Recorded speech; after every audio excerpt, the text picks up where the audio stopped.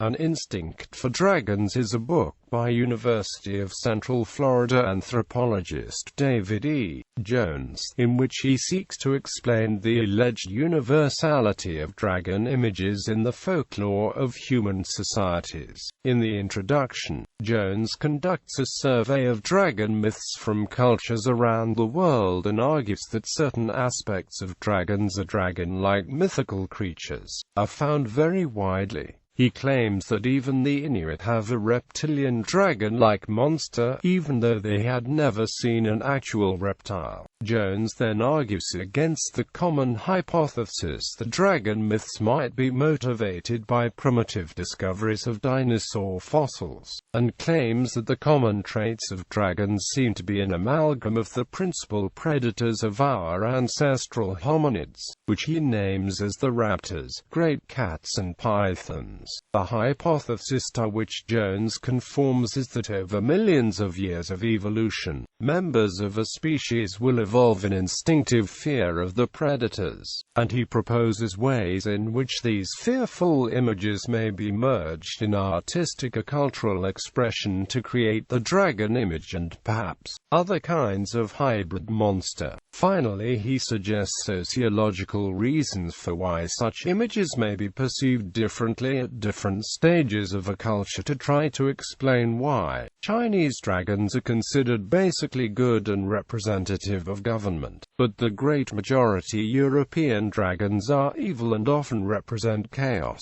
Reception. Jones' theory was opposed in an article by Paul Jordan Smith in the spring 2002 issue of Western Folklore and by other authors. Jordan Smith criticized the lack of evidence given to prove why dragon myths could not have been passed from culture to culture. He also notes that it cannot be demonstrated that the fears of ancestral hominids are coded into the human brain. He concludes his review by writing, "One is tempted to say, as Dorothy Parker once did, that this is a book not to be tossed aside lightly but thrown violently.